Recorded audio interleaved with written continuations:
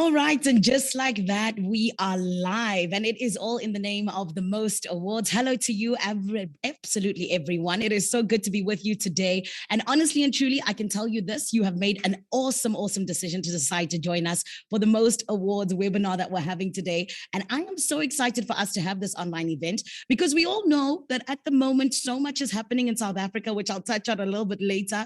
But it's always so great to be able to celebrate excellence as well as us being able to 100% get into how we can make things work better. So to all of you amazing media humans who have joined us today, welcome to you and thank you so much once again for deciding to join us. My name is Zanele Potelwa. I'm going to be your moderator for today, and I am from 5FM, 12 to 3 Monday to Friday, your lunchtime host, as well as on SABC1, your TV presenter on Seli Matumzi. But today I am very keen for being the moderator, rather, the person who's going to be getting us through the really great conversation that we're going to be having with the awesome people that you see before you today. So our speakers are people who are not just so well versed in what they do, but they have a wealth of knowledge, and they're going to be joining us today to share all of that, as well as getting into some of the nitty gritty in terms of how we can work better in the media industry and being the humans that we are to work better together.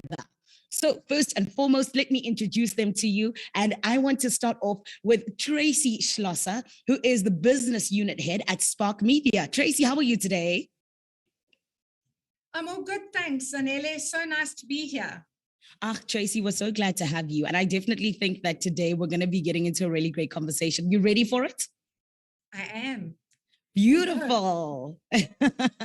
Let's move on to Rochelle, or rather Rochelle Jacques, the GM and sales of sales at Talk Media. Rochelle, how are you? Janelle, I'm very good, thank you. How are you? I am good, thank you. Rochelle, thank you so much for joining us. Let's go on to Patrick Ndlovu, who is the sales and marketing manager at Nalesa Media. Patrick, how do you do? Oh, Patrick, I think your mic is not on as yet. Yes, unmute. Hey, sorry. Patrick, you're taking us back to 2020, hey? Dark times, please. I'm having another Monday morning. Apologies. Very well, thanks. How are you doing? I am good, thank you. It's okay, Patrick. I understand it's difficult to be a South African right now, but it's all right. We push through. Also on our panel today, it is Hilton Rose, the group marketing head of Brawl Property Group. Hilton, you all good on that side? We are well. Thank you so much, Zanele, for facilitating today's conversation, and to Arena Media for putting this in place. I'm excited. Of course. And I'm so glad you're excited, Hilton, because like I said, I think we're going to be having a really great conversation. I mean, as I said before, that it is difficult to be a South African at the moment. The petrol's rising. We're getting into so many different things where the prices are going all the way up, and so much is happening around us. And that's why I think it's always so great to take a second to be able to celebrate all of the good that is happening. And that is what the Most Awards are all about, where we delve into the media industry. We give props to all of the really great people who are making it work as great as it is. And also we have good conversations, like I said, to be able to find out how we can make it work a little bit better. So today, we're not just celebrating excellence as well as wanting to inspire the media owners as well as the media agencies, but we are also getting into the communication as well as the disconnect and miscommunication between client, agency, and media. So I am going to first and foremost want to start off with you, Tracy, because I think with us having this conversation, it's always good to kind of understand what exactly affects us in terms of us trying to make it work as great as possible. So I want to know from you, please, Tracy, how have changes in the media industry necessarily over the years affected collaboration between agency, client, as well as media? So for the sake of all the young people that have joined us today, I think let's just go back in time, sort of about 30 years ago, to look at how the media industry was then, and also how agencies ran. So in those days, it looked really different. There were mostly full service agencies which provided everything from creative right through to strategy and media. And roll on fast forward to 2022, and now we're looking at a completely different picture where you've got this total fragmentation in terms not only of media types and media choices, but also things have changed within agencies. Full service agencies are very few and far between these days compared to 30 years ago. Now you'll have a creative agency. You might have an independent strategist. Then you'll have a media agency. And then you've got the media owners. Now you've got to bring all of these people together. So that in itself immediately can create a form of disconnect if there's no collaboration between all of those specific moving parts that make a successful ad campaign at the end of the day. Also, in the old days, many media owners didn't have relationships with clients direct. Now they do. Over the years, this has changed considerably, partly because it's so important to get to know and understand the client's business, but also to get across your media type. This again, if this is not managed successfully, this can also create a huge disconnect within agencies, specifically media agencies and also creative agencies too. But if a media owner's relationship is better with the client than the media agencies, there can become problems. So I think it's all about transparency, collaboration. There's a lot that can be done to fix that. Another element to look at that is, I think, with what's happened with COVID, we also have a lot of agencies that have been forced to retrench people in the last couple of years. And there are a lot of young people on board that don't necessarily have that connection with the client. And maybe a media owner does have a better connection. So again, there's further disconnect that can possibly happen there too. And I think that, Tracy, you're touching on something that is so important in terms of just how there's so many moving parts. I think that that's something that not many people have realized, just how much it's changed in terms of back then and now in terms of getting into so many of those different roles that people play. So with you saying that, Rochelle, I'd like to please come to you, because I definitely think that with us getting into this new realm of understanding just how many people there are that play their different parts, what are some of the key skills for teamwork and collaboration between agencies and brands that you think we need to have in order to have success? Thank you, Zanele. Look, to me, one of the most important skills is actually understanding the brand. I just feel that, you need to know who the market is, who they're trying to speak to. You need to understand the audience that they're trying to engage with. You need to understand the consumer, their habits. So real in-depth digging around the brand, number one, to me is absolutely vital. And then the second thing is you need to take time to ask the questions. You can't just assume. You can't just assume that you are speaking to somebody who's going to be interested in your brand or going to want it. You really, really need to investigate from on the client side. So it's definitely a lot of communication, tapping into clients' thoughts, a lot of investigation. The next vital thing that I would say is to be familiar with your client. And on a personal basis.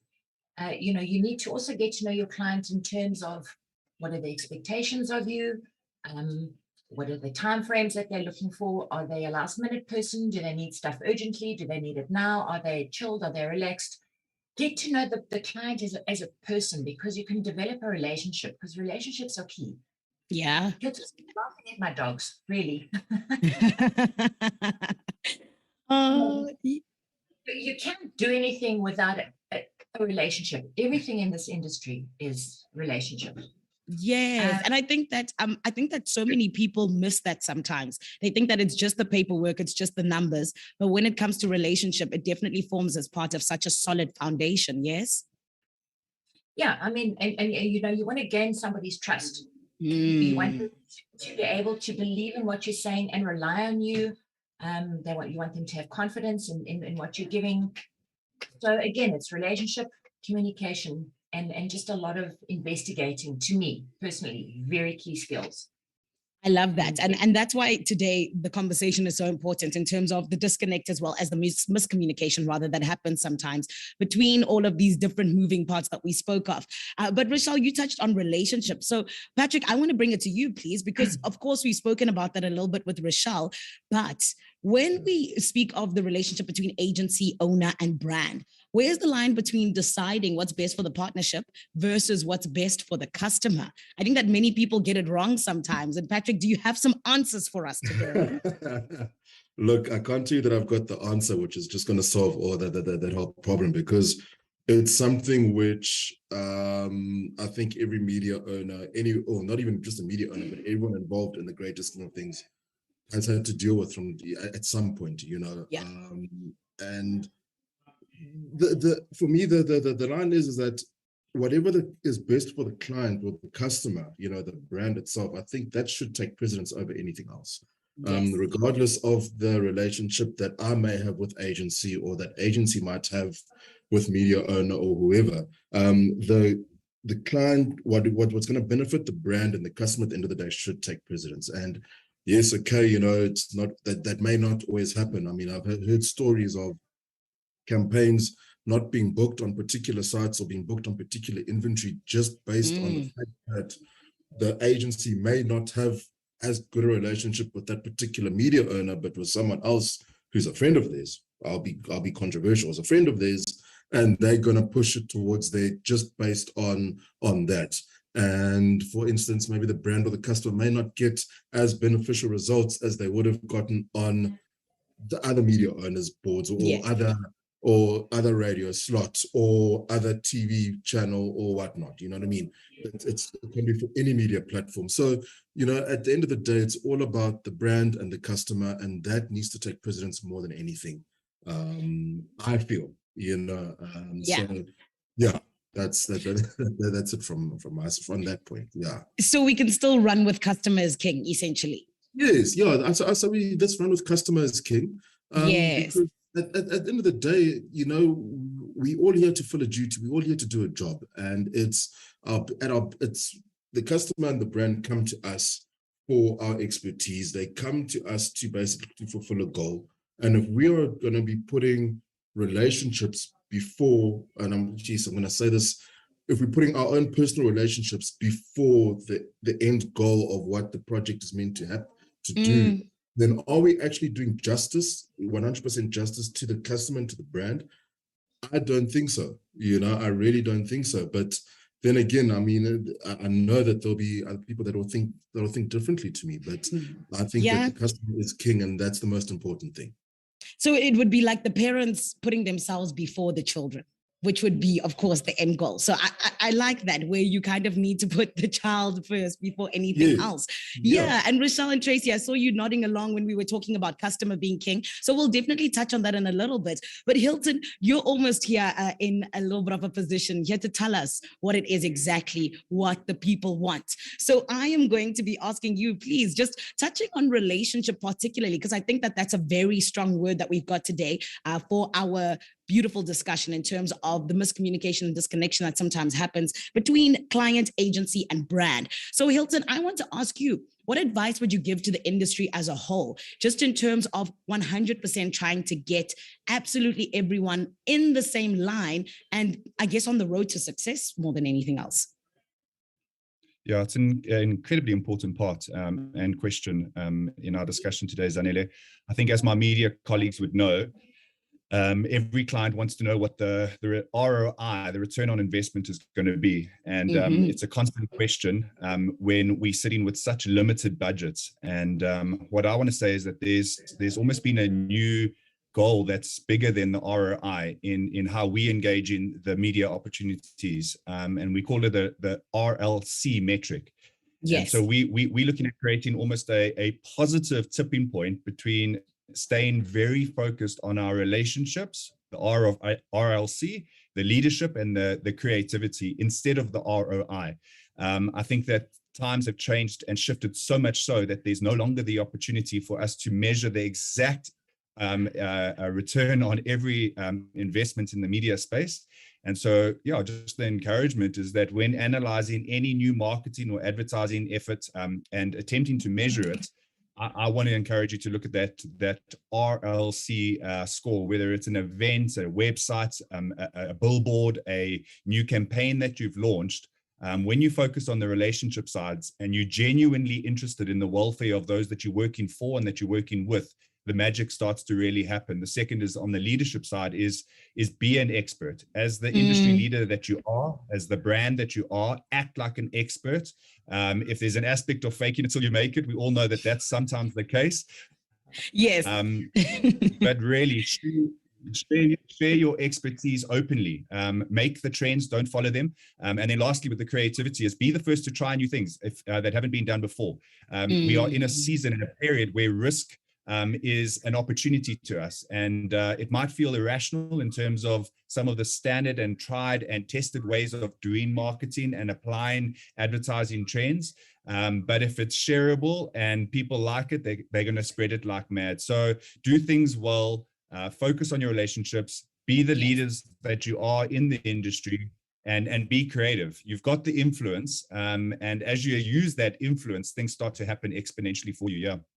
Sure. And that's such a powerful thing that you had to say there, Hilton, just in terms of, firstly, you've got the influence. I was having a conversation with someone just yesterday, and they were talking about how the media has almost forgotten just how much power they really hold. So I really like that you're just diving down on that.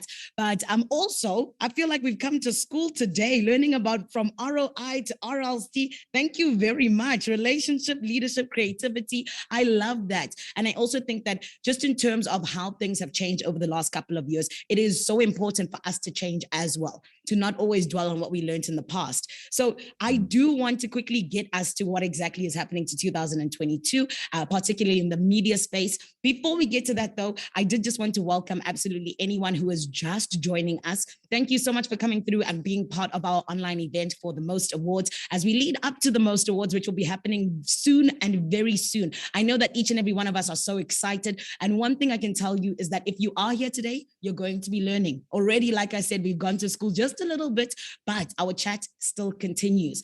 So before we get back into it, I did want to take the time to thank rather our partners that have made today possible. And that, of course, is Jacaranda FM, Prime Media Broadcasting, GH Media, Gagasi FM, Heart FM, DSTV, Media Sales, Spark Media, Paramount Africa, Media Mark, The Media Shop, Arena Holdings, Carrot, Nalesa Media, Talk Media, Cape Talk, 702, 947, EWN, KFM, and The Media Online.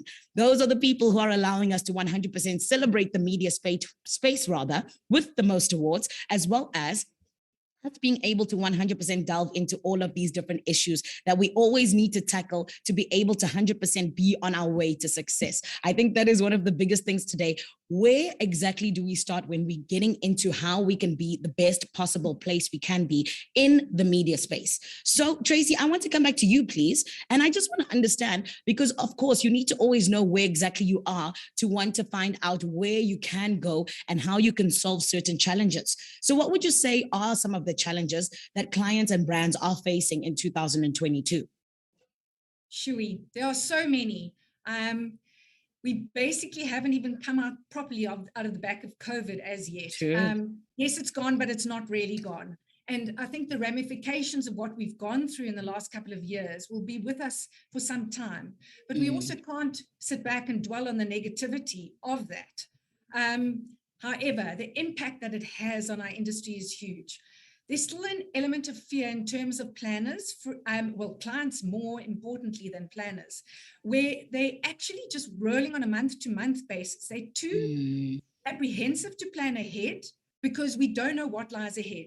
I mean, last year, nobody saw the riots coming in KZN and Gauteng, and they hit us with a force, and people were cancelling campaigns left, right, and center, not sure how long it was going to continue for, when it was going to stop. So it was major disruptions. So that can result in a wait and see game with clients and saying, well, hang on, I don't know if we should be spending money just yet. So you've got that whole roller coaster where one day you're on a high and the next day you're on a low, and you've got to keep paddling, like a duck, you've got to just keep going. However, it does make it difficult both for obviously media owners and media agencies to try and forecast and sort of see what lies ahead and what they can do to help a client get through those difficult times. And obviously added to it now, we've got, as much as we're breathing a sigh of relief as not having to wear masks, etc. anymore, now we're facing heavy fuel price increases, the additional load shedding, up to stage 6, which has a huge effect on business. And a lot of businesses cannot manufacture to the level that they used to. So it might affect productivity, which again might affect campaigns, they have to cancel, they don't have the stock. So I think it's all about being agile. Competition's tough in this marketplace. disposable incomes are also dropping amongst consumers. Yeah. So people are now making very careful consideration when they're going to buy something in a store, and comparative shopping has become quite a big thing. So I think you've got to look at all of those elements, and as a media owner, be agile, as media agencies also have to be. And exactly what Hilton was saying, where we've got to be experts in our field and understand what's going on with the client at all times to be able to give our best and overcome these challenges. Sure. Tracy, you touched on so many big things that need a lot of attention. I think one of them that caught my attention, though, is just the fact that you were saying, that obviously people's income is less and less, and they are becoming more and more frugal. But I also think then it puts the media space in a very good position in the sense of understanding that your clients are all fighting for a space in the space of wanting to be seen by their people. So I think that is also something that we definitely need to touch on before we get out of here later on. But I also know that with you just naming everything you said, it did make me realize being a South African is a little bit of an extreme sport, but it's okay. We're making it through and we will be fine. And I think that one of the ways in which we got through all of those different things, from the price hikes to even the riots last year, was collaboration. So Rochelle, I want to come to you, please. And I just want to sort of find out, just in terms of people coming together and working together to almost make it through those really difficult times, strategic partnerships have been something that people have been using for a very long time. Why is a collaborative partnership so important? And has the need for partnerships heightened or faded during and now post the pandemic? Thanks, Nene. No, look, absolutely. I think it was kind of a twofold response from my side. And the first thing, yes, the need for partnership has heightened, and it's for two reasons. The first one is we saw a lot of retrenchments. We saw a lot of people having financial cuts. We saw a lot of budget cuts happening over COVID in the last period that we've been through. And I mean, even me at Talk Media, I want to offer my client the best solution, but I can't do everything. I physically cannot do it. I cannot be the queen of outdoor and of radio and of TV and of print and of everything and give my client the best solution that they need. So from the media owner side, for me, collaboration is huge. I need to go and find the best that I can collaborate with and offer it to my client. So, and it keeps, I mean, and we've seen it with a number of people, they cut down on costs, they don't have to employ staff. It keeps budgets down on an internal perspective, but then we're also able to offer a wider variety of service. Yes. But the second thing as well is that, and there's memes on Facebook, and I'm sure Tracy and Paddy can attest to it. They show you Mount Everest, and this is client's campaign, and it's this big and this high and this wide, and the budget comes and it's the size of a molehill. Yes, everyone can attest to that. And they want everything now. Yes. So the other side of great collaboration in terms of relationship for me is being able to negotiate on behalf of my client. So if I have good relationships with people in the industry where I can go to them and say, this is what a client wants, this is what I have, what can we do that's best for the client? And then bring them a solution that actually works, that they're getting something amazing, it's not costing them a fortune anymore, and everybody's happy. Yes. So from a media owner perspective, collaboration on that platform for me is very important. I love that. And I definitely think that it is something that more and more people are warming up to. But of course, we also know that so many people are a little bit apprehensive when it comes to collaboration. So Patrick, I want to please come to you because, of course, Rochelle had just mentioned just all of the really beneficial things that come with collaboration. But then I want to know, just from your view, why is it that you think that some agencies and brands and even just media owners in general are still so hesitant to collaborate? Thanks, Zanele. Look, I think that pardon me, there's a number of reasons for that. With collaboration, sometimes change can come with that. And us as human species, change comes, then we automatically want to pump the brakes and we're like, okay, wait, what's going on, from that point of view. But then it could be, things that could come down to trust. It could come down to the fact that, that whole term of once bitten, twice shy. Could be that, you know, I collaborated with someone before, and we tried to do something, and then the wheels fell off and I got bitten, and I'm not keen to do it again no matter what. And then it comes down to the fact that maybe I've got all the resources to be able to do exactly what the collaboration wants to try and do here at home. So why should I actually need to venture out, you know? Why should I collaborate with so-and-so when I can basically do it in-house, so to speak, you know? So it's a number of reasons, and I don't think there's any one particular thing, but, you know, at the end of the day, it just comes down to open communication, I think, and just being able to be as transparent as possible, as well. Just transparency in collaboration is key. You know, there's projects that we're busy with that I can't get into that, you know, the only reason why we are being able to collaborate is because of the transparency which everyone has been able to bring to the table. It's the transparency of being able to communicate and trust that person to say, what I'm communicating with you right now is for the betterment of our project. And then we can't just be so short-sighted to think about this project now. We need to be thinking about maybe 5 years down the line, 10 years down the line, to say, if we're able to get this project right and we collaborate the right way, there's no telling what it can open up going forward. So, you know, as hesitant as people might be, let's try and just stay open to, you know, collaborations, and especially now with the new norm, you know, after COVID, with the way things are right now, you know, we need to be able to do the best that we can for brand, for our customer, and we need, you know, as it was touched on before, is that like we need to bring the best of everything together and make sure that, let's not just think short term, let's think long term, and let's make it work. You know, so that's what I'd like to say. I love that. No, and Patrick, you're very, very right. To absolutely everyone that's joining us today, in the words of Patrick, you're gonna get left behind if you do not collaborate. Huh? Don't be that guy. Don't be the one who is difficult to work with, honestly and truly. And I also think it makes for such more powerful, I would say, even campaigns, powerful reach as well, and just being able to just see things that wouldn't generally have happened. So to absolutely everyone, like we said, thank you so much for being here with us. And I hope that you are indeed learning something. There's already a couple of questions that have come through, and we're going to dive into them in a little. If you do have any questions for any of the awesome people that we have on our panel today for the Most Awards online event, please be sure to send them through, and I will be asking them very, very soon. But Hilton, I did want to please come to you, just in terms of all of us just talking about how we have had to recover over the last couple of years, especially with what COVID did, and then so many other factors that have been thrown into the basket that have made things just a little bit difficult for the media space to operate.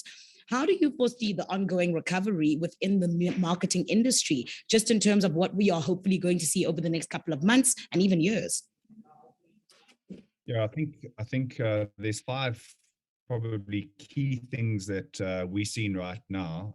And firstly, it would be to stay fluid. Patrick mentioned it earlier. There's no one fit solution. There's no crystal ball. There's no blueprints. And if COVID taught us anything, and everything else that comes at us has taught us anything, it's to stay completely, as Tracy mentioned, agile and fluid. We are unfortunately not able to take the campaign routes of the past of having 12 months, 18 months to plan out anything. So to stay fluid on a monthly basis, a quarterly basis, and frequently test things out as to what's working and what's not, you know. Secondly, I'd say in the season ahead is to stay active. It's not time to back down or hang in the background. The market's active. The challenges are as active. And so as a brand, you need to stay active. You need to be at the forefront. You can't be shying back into not being able to, you know, bring your uniqueness to the market in terms of your service offering. Third thing I'd say is stay in touch. Rochelle said it earlier, is to know your brand and to really know your consumer, their needs, be awkwardly familiar with them. If you're going to invest in anything, invest in your consumer insights, your client insights, your market insights, to know what makes people tick. So to stay in touch is key. Fourthly, just staying accountable and getting perspective from your colleagues, from your agency partners, even your shareholders. Be open with the calls that you're looking to make on your brands and your budgets, because there's a lot of risk involved. There's not a lot of budget going around, so be open. No surprises. We have enough surprises in our lives at the moment. So just stay accountable, get wisdom. I really love a great proverb. It says there's wisdom in the counsel of many, and it's so true, of just seeking counsel, bouncing your ideas off people. We all have blind spots, and the market's taught us that if you don't know what those blind spots are, you're going to crash. So you just need to be aware of that, so staying accountable is the fourth area. And then fifthly for me is to stay patient. Everything takes time. Relationships take time. Seeing your efforts in terms of campaigning is instant in the digital space, and we really like that. Yes. But if I can appease my media partners that play in the outdoor and above line space, you're not going to see the instant results that you see on digital. So to encourage clients and to encourage marketers and to encourage those that are signing off budgets, things take time. So yeah, just those 5 things: fluid, active, stay in touch, accountable, and being patient. I love that. I did say that we are at school today. I hope you have your pen and paper. You're writing down some notes because there's so much to learn. And this is why I'm so glad that we've got some different questions coming through just from the chat. And thank you so much once again for being with us for the Most Awards online event. So I want to get into some of these questions real quick. And Patrick, I think I am going to direct this one to you. It is from Hopeful, who says, are there any suggestions as to how to deal with an agency who isn't open to meeting with media owners? Since COVID, so many media strategists are non-communicative and non-responsive. This results in cutting out agencies, and long-term, this isn't a good idea for any of the players. How can we get this going once again? Wow. Yeah, it was a mouthful. It was. We believe in you, Patrick. Yes. Jeez, you give me too much credit here. Look, yeah, that's always been a touchy one. Trying to bypass agencies and all of that. It's something which I really don't like to do, but I'm not going to lie, there have been times where I've had to go to client and say, look, this is what I've been taking to agency. I'm not getting what there is the feedback that I would like, or any feedback at all. Can I start the conversation with you? Not to block them out, but just to start the conversation, and then if need be, or obviously need be, because the media agency is very crucial, bring them and let's all have a roundtable discussion. At the end of the day, I'm not trying to take any business away from the agency. I'm literally trying to make it easier for them, make their life easier. You know what I mean? So it's one of those things where I definitely, it's a double-edged sword, basically. You know what I mean? Because you don't want to end up making the agency angry, because they hold so many brands within their pocket, for lack of a better term. And then you go after one client, for instance, and then you get a bad rep at the agency saying, oh no, Paddy just jumped over my head and he went straight through to whoever. Any other briefs, no, I'm not directing them to him or whatnot, you know what I mean? But then you also run the risk of agencies deal with more than just from an outdoor media side, they deal with more than 250 media owners a day, for instance. So they're not going to be able to get back to everyone at maybe the time that you want them to. So it comes down with patience. It comes down to sometimes grabbing some croissants and going to the agency directly, with some coffee. And you just knock on that door, and you literally sit at reception and you wait for so-and-so to come out. And you're like, brother, my man, or yes, so-and-so, listen, here's a croissant, here's a coffee. I need 5 minutes of your time, please. You know what I mean? Yes. And have this discussion. So you've got to also think out the box in terms of, how do I get this person's attention? How do I get my idea across? How do I, get that 5 minutes or that 2 minutes elevator pitch that you need to do to get that attention, to get your foot in the door? So I wouldn't really advise cutting out the agency at all. However, there is time where it's called for it, but it's a double-edged sword. It can go either way. I love that you gave us exactly how to do it, where you said, go get some croissants, some coffee, because I've heard of the story where somebody, they went there with a pizza box pretending to deliver pizza. I think that's a little bit illegal. However, it works. It works. So It yes, works. yeah. And if with the industry that we're in marketing, we're in advertising. And if you're gonna have to, if you gotta try to come up with a very clever campaign you've got to be clever yourself and think, but how am I gonna get in front of this person? Just like how you want to get a brand in front of people. So yeah, really got to think love that. And definitely, and I mean, it speaks volumes for your creativity, which the media industry loves. So it's also just a very big winner. But I did want to please come to you, Tracy, because you had obviously touched on just how difficult it's been over the last couple of years for the media industry, particularly with all of the different things we've had to deal with. So somebody had a question here who said, do you think the state of our country has had an effect on media, brand, and media owner collaboration? Do you think that it's necessarily been the number one thing that's kind of forced us to really push ourselves in terms of how much we collaborate, what we do exactly in terms of us being the media industry and trying to work together? Yes, I do think it's had a massive effect. And I feel, obviously I've been in the industry for a long time, so it helps because those relationships are permanently forged, embedded, entrenched. For young people coming into this industry, starting afresh, trying to make a break, trying to get into an agency where they might not even be back in the office. So you can't even take the croissant and coffee idea there because you're just not going to get in. So that young person trying to get their media type across. Then you've got the whole proliferation of media and fragmentation of media and the thousands of different media types that people can take and use, and you all clamoring to get the attention of a media agency person's to say, hi, notice me. So I think it's as much as and Patrick, I love your idea about the coffee and croissants because it's something I think we've all done at some point. Unfortunately, though, it doesn't always work. Yes, if they're not in the office, but B, trying to just get people's attention. And how do you get an agency person's attention? How do you cut through their million emails that they have and get each day to try and say, I've got this great idea for your client, please can we talk about it? Yes. So I do feel it has impacted hugely on what's going on in our industry. And it comes back down to relationships and building them and doing whatever you can to make that person notice you, however it is. As you say, stalk them in the reception area, stalk them in the car park. Yes. Not that I'm advocating stalking, but please, stalking is a bit of a bad one there. Sorry, I don't mean stalk. Okay, please. I was also going to say, I was really saying yes because I was listening to Tracy and then I heard stalk and I'm like, yeah, Tracy, you're going to get us into trouble. It's illegal.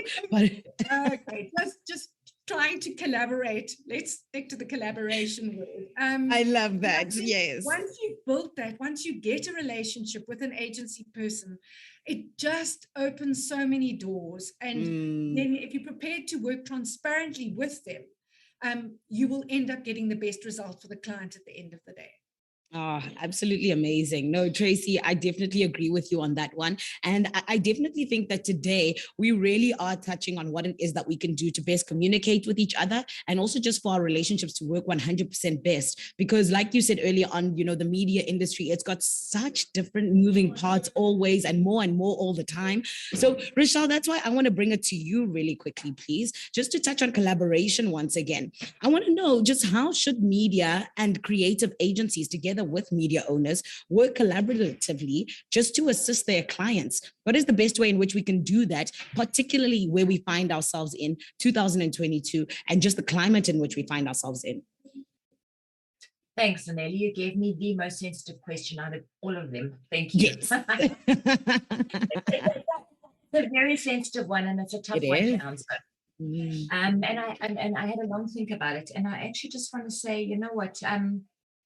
Trust is and integrity is everything. Absolutely everything. If your agency person doesn't value your advice and what you have to offer and your opinion, there's no point because you're not gonna get anywhere near their client. Number one, if you do not bring value you're not going to get anywhere near their client. Oh. And I think the onus is very much on the media owners. You know, I think it's on, the onus is on us to be involved from the beginning, from the very beginning. Start at the creative. You know, get to know the creative people that are working on a brand. Because I tell you what, you've got some phenomenal minds in the creative industry at the moment.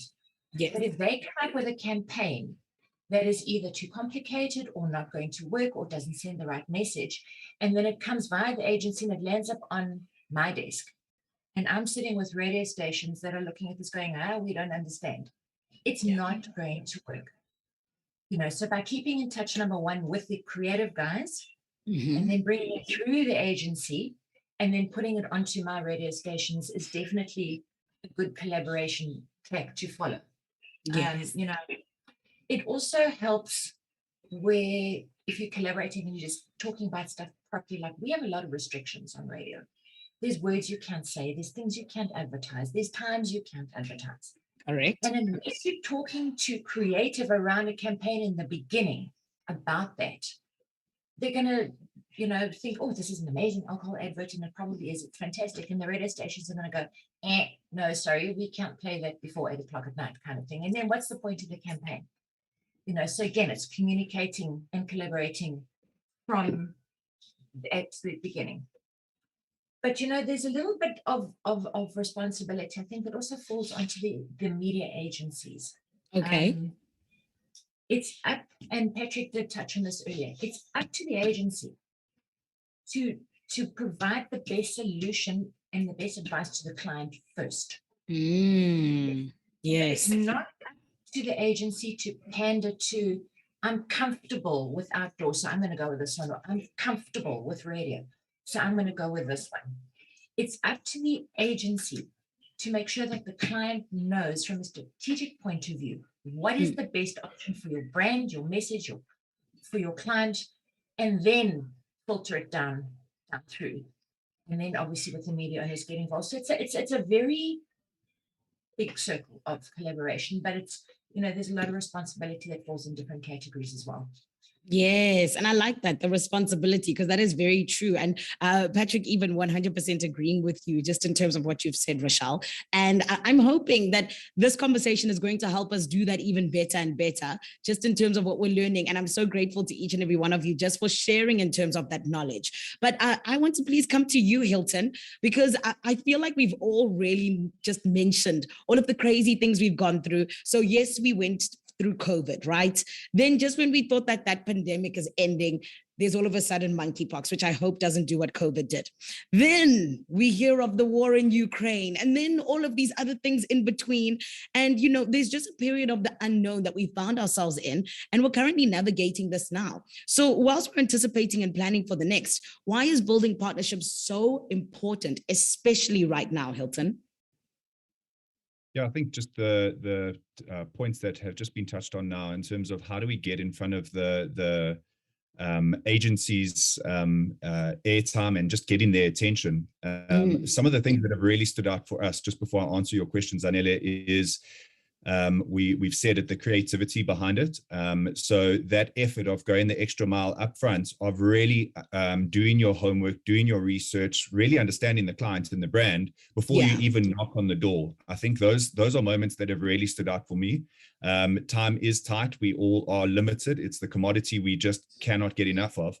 And so the minute that you open up anything, then you're in your inbox or take a phone call, and the first, we all talk about the elevator pitch. If that elevator pitch speaks to my context and speaks to my landscape instantly, and it can really, really tell me that you've done a bit of research, you don't have to know my business inside out, but at least you've done some research. I think those kind of cold calls, those kind of knocking on the door moments really are more fruitful if you just go that extra mile up front. I remember one media partner went as far as designing an entire campaign, and I know that there's capacity restraints and you can't do it for everybody, but it was for them an important pitch, and they went over and above. I mean, it was old school 1980s ad agency pitch style that just stood out for us in terms of a full rollout plan, a full media campaign, a full creative. And I know that that's not something that everybody can offer, but it stood out to us. So I just think that there's Wow. opportunity for us to just have the mindset that times have obviously changed. The whole industry has changed. Our industry changed. You know, we got to the end of, and just to come to your question, we got to the end of 2022 where we were surrounded by endless opportunities that the pandemic had opened up to us in the real estate space. But unless we took progressive and creative action, they were just going to remain there, just ideas and opportunities parked somewhere in an ideas garage. And so we found ourselves kind of really embracing agility, as Tracy mentioned earlier, and innovation and future forward thinking was at the forefront of everything that we were looking at. And we really found ourselves going back to the core of who we were and what we excelled at. This company since 1975, but post-COVID, we had to have this real distilling and reality check with ourselves again of saying, what do we actually want to offer the market? Where are the gaps? What are the shifts? And we had to begin to strengthen our core again, getting back to the basics. So we unlocked who we were, who was at the core of our business from a relationship perspective. And then we started to progressively strive towards a new and fresh approach in terms of our collaborative partnerships. And that's on both sides of the landscape, client side and supplier side. Yes. Where clients, their entire real estate need changed overnight. You have a facility that accommodated for 2,500 employees. They now only needing 20% of that space. I tell you, you have to think creatively on your feet in that moment to keep those clients. And hence the fact that you have to get collaborative. You have to look to the market to say, how else can we work this? What are the best solutions? So relationships also based, as we mentioned earlier, on transparency and mutual trust. If those two pillars are not in place, those two peak points of being completely transparent behind the costing of things, even if you are as transparent as some partners have been with us to say there is a 30% commission built in, there is a 28% commission built in. Those kind of honest, transparent moments help us and helped us motivate certain things at a shareholder level, you know, and all of this again is just to ultimately serve and build towards enduring long-term relationships. I think the speed dating moments of pre-COVID are done and dusted. We want long-term committed. We're in this for the long run together, you know. So I hope that answers the questions. And I went a roundabout way.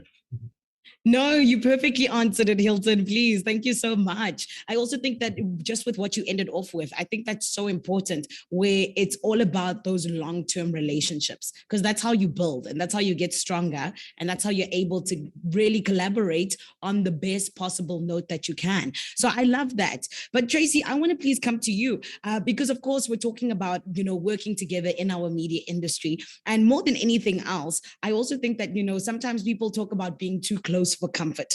So I want to ask you, how well should a media owner understand a client's advertising needs and any pain that they might be facing? Just how in depth should we delve?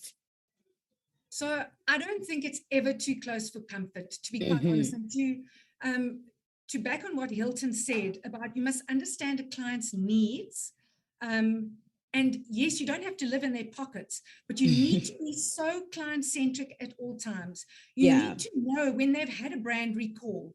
You need to know when a store's burned down. What can you do to assist? Hey, that store's burned down, but you booked an ad for it. Can we cancel even before they want to cancel it? It's being one step ahead of the game. And years ago, I was challenged by a client to go and see a specific store in his chain. I'd never been into a store. I wasn't the target market. And I listened to him and I went into the store and to go and get a better understanding of the store. And I've advocated this to so many of my colleagues that I work with, and also again in agencies, to say to a media agency, if you get a new client on board, go and see if they're a retail client or even a brand. Go familiarize yourself with their store or with their brand so that you've got a better understanding of what it is you're trying to do a media plan for. You know, at the end of the day, media owners know their medium the best. Okay, so they can best partner with the client to find those solutions. A media agency cannot know every single media type 150%. So it's up to you, but to make proactive more and more about our clients. Because some people, when they are, sort of wanting to know more, they go on social media, they kind of see what's on their page and they're like, oh, that's what I'm going to do. That's where I'm going to be. Or take a little bit of a quiz on the website. And that's just about all the research that they do.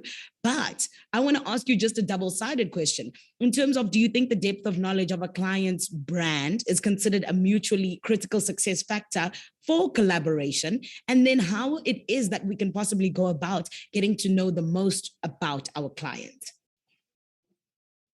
Thanks, Nelly. No, look, absolutely. It goes without saying. You cannot offer anything to your client if you don't understand the brand. And I like Tracy's example of experiential investigation into a client, and I've done it as well. I mean, I've tasted things I probably didn't want to taste, and drank things I didn't want to drink, and been in places I didn't want to be. But it's highly, highly, highly important, Yes. And for me, the thing is, take the time. Take the time. It's about actually asking the questions and having the hard conversation. It's so nice to just say, oh, what is your brief? Who do you want to speak to? Okay, what do you want to do? Okay, fine, here's my radio station. Thank you, bye. That's not what it's about. It's take the time and investigate and ask the probing questions. Yeah. And it was brought up earlier. I can't remember by who, but if what you're offering is not the best, you also need to be able to just sit down and say, guys, listen, you know what? If you go with this with me, you're wasting your time, you're wasting your money. It's not going to work. And these are the reasons why. Honesty. You may or not, honesty, you may not, or may not have an alternative. But if you become an advisor to your client, instead of just a buddy and a friend, because you've taken the time to understand and learn about their brand and their client and the agency and what their vision is, where they see themselves going, it makes a huge difference. And it makes it easier. If I then come to you and I say, I had this idea, or, oh, what do you think about this? They'll take the time to listen to me because I've taken the time to listen to them. Sure. So, investigating that depth and the depth of knowledge into brand and client, to me, is not negotiable. It is vital. And I love that you're saying, go and ask. Because I think that some people shy away from that, thinking that, oh, maybe they'll be impressed if I go and I do my own research and I kind of find out. But actually just asking sometimes is where all of the answers lie. So thank you so much for that, Rochelle. But Patrick, I want to please come to you real quick, just kind of diving into, the different things that are essential when it comes to these relationships. Why is relationship building an essential component of successful buying and selling of advertising space? Because I feel like some people, possibly do it, but they don't necessarily understand why. Look, for me is that, and again, I'm not the 100% expert, even though Hilton did touch to say, fake it until you make it. But from a personal point of view is that, people buy from people, you know what I mean? And it's about being able to establish those relationships that make it just a lot easier to do business. I mean, at the end of the day, media campaigns, advertising campaigns, they cost a lot of money. There's a lot of money that changes hands. Yeah. So with that, you've got to be able to know that the people that you're going into business with, they've got your best interests at hand, that that if I'm booking a radio ad with Rochelle, that I'm getting the best airtime for my brand at that time because of the relationship that you guys have, the relationship that you've built with her. If you're going to go through to Tracy, she's going to find for you the best print publications and the best readership for you that's going to suit your brands. When you come, and then, when Hilton comes to all of us and he comes, Patty, this is what I need, I can say, okay, Hilton, thanks for that. However, I've also got this for you, you know what I mean? And you'll only be able to do that through the building of the relationship, which, it basically just comes down to having those personal conversations that you touched on earlier, getting to know the person, getting to know the brand, getting to know everything, and just being able to, just being a good human being about it, basically. I think I really do think that a lot of the time that, we just need to just be good human beings and, just have good relationships, not the, one night stand type of relationships that, may have passed. It's now about substance. And I'm apologies for using that analogy, but that's the only one. No, we get it. Yeah, to drive the point home. Yes. And Yeah. it's about having those relationships of substance, those, business relationships that, clients know that when they pick up the phone for any one of the guys in the panel, that they know that, okay, cool, they've got the best interests at heart because of the relationship that I have with them. So And that's just why gaining their trust. Yes, gaining their trust, because Yeah. that's what it comes down to. I can't go and ask a guy to build a 5x20 digital screen for me Yes. if I don't, and I'm parting with millions, if I don't trust the guy, Yeah. and asking me for 50% upfront for me to be able to ship it from China or wherever it's coming from. No, but like let's get to know, not really necessarily get to know each other, but let's build that trust. Let's have that relationship where I can actually say, okay, my man, here you go, let's do this now. Yes. So when it's things like that, building the relationship is crucial. And just be a good human being about it at the end of the day. I love that. And I think that that's where it's also just coming from, in terms of having good intentions and wanting the best for your client and the people that you're working with, even your partners that you're collaborating with. So I definitely know that there are a lot of people who do, but some they can do a little bit better. Hopefully this will be a little bit of a wake-up call for them. But we literally have around about 2-3 minutes left. So Rochelle, Tracy, as well as Patrick and Hilton, I am going to ask you, please, right before we step off, I did want to know if you could have just one sentence in terms of what you hopefully would like to see for the future of media and us having the best communication that we possibly can. What would you want to see in our media industry in terms of us just flying in that department and genuinely being the best that we possibly can? So Tracy, I'm going to start with you, please. Just one thing that you'd like to see for the media industry with us just going really great in that department. So I'm going to sum it up in 3 words: transparency, agility. That'll lead to collaboration too. So those are my words to offer you all today. And I think if we can get that right, we can get anything right. Beautiful. I love that. Rochelle, I'm going to come to you, please. Tracy, I'm going to add on to what you've just said, and I've only got one word to add on to that, and that's accountability. You need to be accountable for what you're tasked with, and yeah, 100% accountability. Beautiful. Patrick, I'm going to come to you, please. What is your sentence / your couple of words, whatever it may be? Yes, no, just carrying on to what Tracy and Rochelle said, for me, it would be adding on to that: transparency, integrity, and honesty. If we can have those 3 things, it would then make collaboration so much better, so transparency, integrity, and honesty. I'd love to see that. Beautiful. And what about you, Hilton, as you close us off, please? I can't do one sentence. I'm so sorry. I'm a marketing guy. No, please. It's fine. The others gave us words, so you're taking their sentences. So please. I made mention of those 5 things earlier, of just fluid, active, in touch, accountable, and patient. So that's key for me. For media owners, the buyers side of things, let's move away from the negative sentiment that the odds are stacked against us, because when you come in with that mindset, almost as though you've got a tray in front of you begging for it, I think let's shift that mindset around to saying we solution finders for how we bring your brand to the foreground.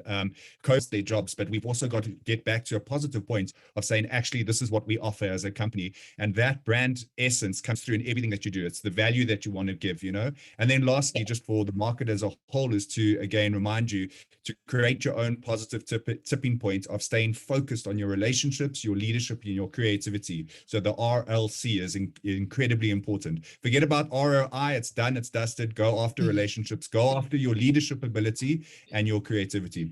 There, I did it in 3 sentences. No, it was perfect. It was amazing. And that's the thing. I also wanted to end off with you, because I did want to just have you please touch on that once again, in terms of us just being able to say the relationship the leadership and the creativity, that it's no longer ROI, but rather RLC, which I absolutely love. So thank you so much for that, Hilton. But Hilton, as well as Patrick, Rochelle, and Tracy, I just want people to know once again where they can find you. Tracy Schlosser from business unit head, the business unit head rather, from Spark Media. Rochelle Jacques, the GM of sales at Talk Media. Patrick Ndlovu, sales and marketing manager at Nalesa Media. And then Hilton Rose, the group marketing head of Brawl Property Group. Our incredible panel that joined us today for the online event for the Most Awards. Thank you so much to each and every one of you for coming through, for sharing your knowledge, for being a part of the conversation, and just allowing us to learn from you. And also a very big shout out to each and every one of you just in terms of what you do for the media industry. We really, really appreciate it. And we can't wait to see you for the Most Awards. And thank you to each and every one of you, rather, for also just allowing the Most Awards to happen. My name is Zanele Potelwa. I have been your host today. Obviously, as I